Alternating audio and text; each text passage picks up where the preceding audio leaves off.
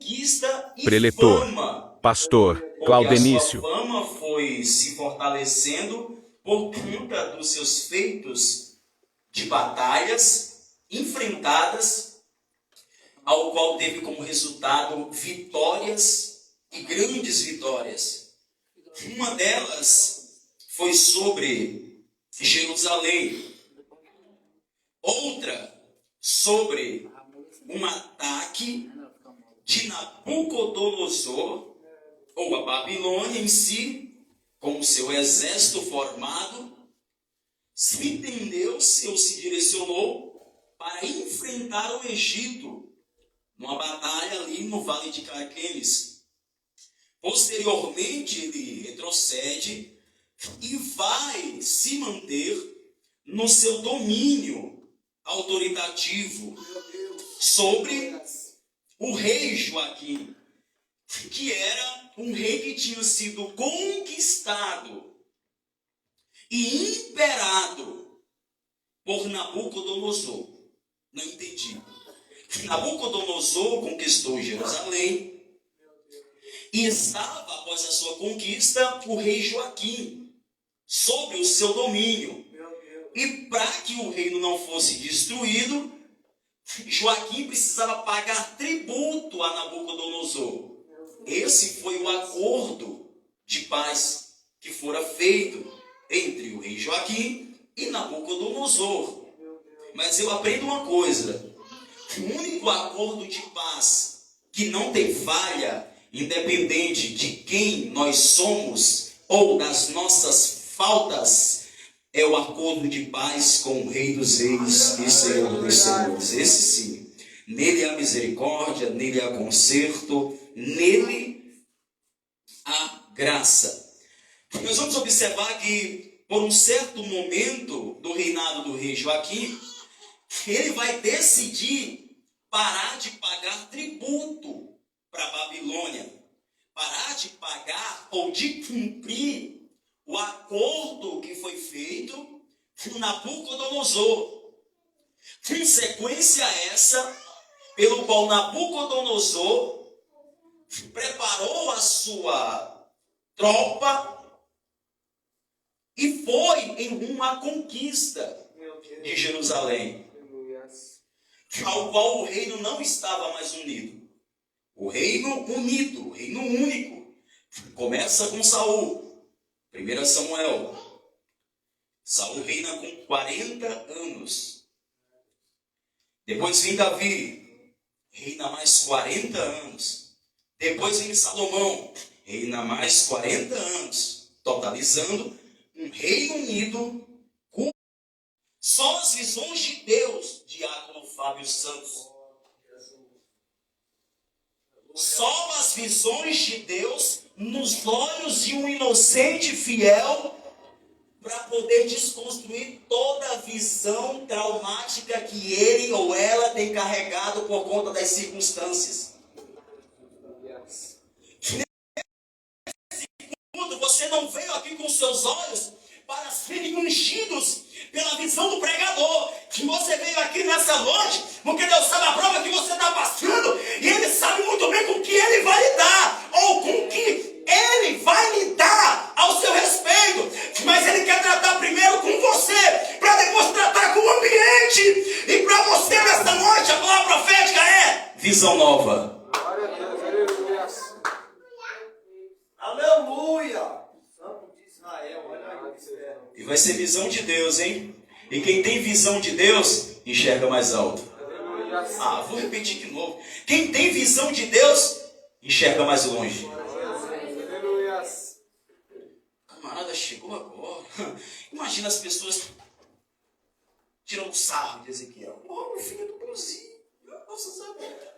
Ó, o fiel aí, não é crente. Não é crente, ele não é crente. Ela não é crente. Olha a prova que está passando. Todo mundo aprontou e ela está pagando o preço.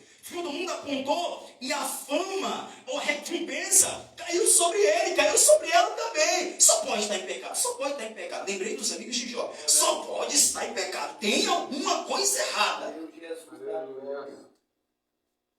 Só pode ter alguma coisa errada. Mas não tinha nada de errado com Ezequiel. E Deus sabia.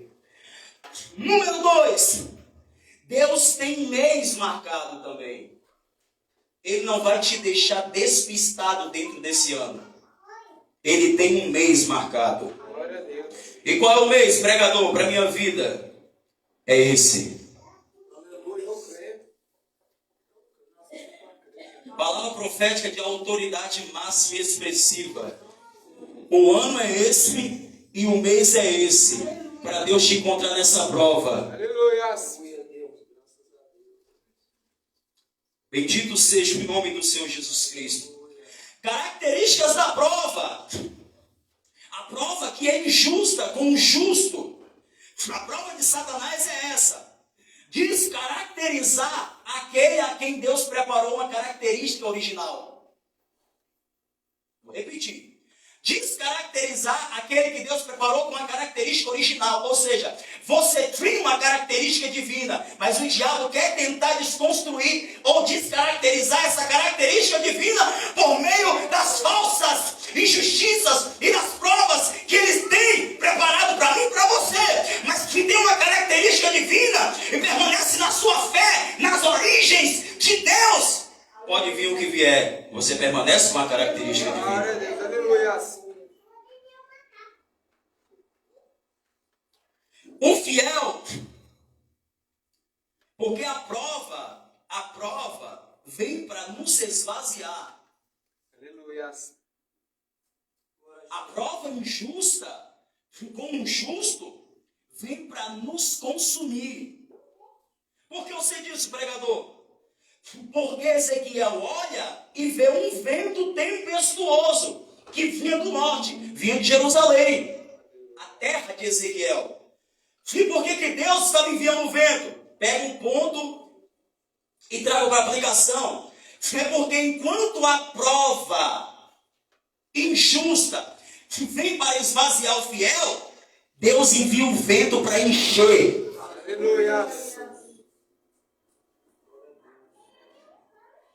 Característica número 2. A prova vem para nos esfriar, consumir, extrair toda a nossa temperatura de fidelidade, fé e lealdade com o Senhor. Por quê? Porque Deus enviou um fogo para aquecer a fé de Ezequiel novamente e envolver o ministério preparativo dele. É isso que acontece. Mesmo no meio da prova, porque a prova, ela traz tudo isso. Ainda mais quando é uma prova de Satanás, que por conta das muitas estratégias, tem nos levado muitas vezes, através da rede social, através do boca a boca, através da mensagem, para tentar nos esvaziar ministerialmente, para tentar nos esvaziar emocionalmente, para tentar nos esvaziar profeticamente. Mas Deus envia o vento do Espírito Santo para nos encher nesse estado de prova e de tentação. E agora ele envia um fogo, porque ele sabe que a gente está à beira de se esfriar por completo, para poder nos esquentar, nos envolvendo ao mesmo tempo. Aleluia. Deus não vai te deixar esgotado nessa prova, nessa luta, nesse cenário. Deus não vai te deixar permanecer diante dele sem o fogo da presença e sem o enchimento da plenitude do Espírito. Aleluia. Oh, bendito seja o nome do Senhor Jesus Cristo. O propósito de Satanás, o propósito da prova injusta, é que ela vem para tentar nos convencer de que não há fertilidade.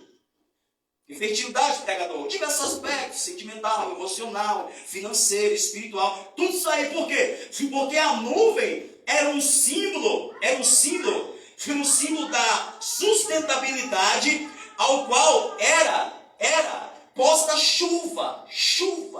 Era carregador de chuva, carregador de fertilidade, chuva que providencia fertilidade do solo. E Satanás, ele tem um papel de tentar nos convencer, e muitas vezes convence muitas pessoas, de que Deus não vai te responder porque você está num cativeiro de injustiça. Aleluia. Está na prova, Deus não é com ele. Está no cativeiro, Deus não é com ela. Está pobre, Deus não é com ele. Está sozinho, Deus não é com ele. Está sem nada, Deus não é com ela. É pena, é justiça de Deus, é juízo de Deus sobre ele. Cometeu algum delito, cometeu alguma transgressão, produziu iniquidade, que é pecado desenfreado.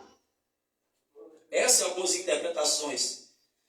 Mas o que Ezequiel vê é uma grande nuvem, simbolizando a fidelidade do Senhor no envio da fertilidade garantida, porque ele sabe para quem ele garante fertilidade. Irmão, e o terreno não cooperava não, tá? É ali? Por quê, pastor? Porque a referência de Deus não é aonde a gente está, mas a referência de Deus é você. Eu vou repetir novamente. A referência de Deus é você. Capítulo 1, versículo 28. Ezequiel começa a enxergar a visão se abrindo como um leque. Ele contempla guardiões reais que guardam a glória de Deus com as asas aladas abertas. Guardiões poderosos, guardiões impactantes, de alta estatura de glória. Diante do trono eles estão 4 querubins, para identificar que o acesso é restrito. Não é porque Deus precisa que alguém guarde a glória dele. Não é porque Deus precisa de guardiões ou de seguranças para que ninguém o ataque ou o vença. Mas quando você chega em um lugar, o segurança não está identificado que ele vai cair na porrada com alguém, mas é que ele está mostrando que há uma limitação. Aqui é acesso restrito. Ezequiel estava vendo os representantes do trono, e logo após ele vai enxergar o trono, aquele que estava no trono, e o aspecto de quem está no trono. Ele começa a descrever o aspecto do Senhor. E ele vai dizer, como o aspecto do arco que aparece na nuvem em redor. Que era o aspecto da semelhança da glória de Deus. O que ele está vendo? Não é o arco-íris, é o arco celeste. Porque íris é um nome pagão, mas celeste é referenciado ou conectado na natureza daquilo que é celestial. O que é experiência? É só se eu tiver, independente do lugar. Se Deus te encontrar intimamente, irmão, se prepara para ter uma experiência de ir ao chão na presença dele. Amém? Que Deus abençoe a todos. Em nome de Jesus. Glória a Jesus, amém, irmãos? Glória a Deus. Você recebeu essa palavra, irmão, nessa noite? Palavra abençoada para a nossa vida, né, irmãos? Para a glória de Deus, o pastor chegou, né, irmãos? O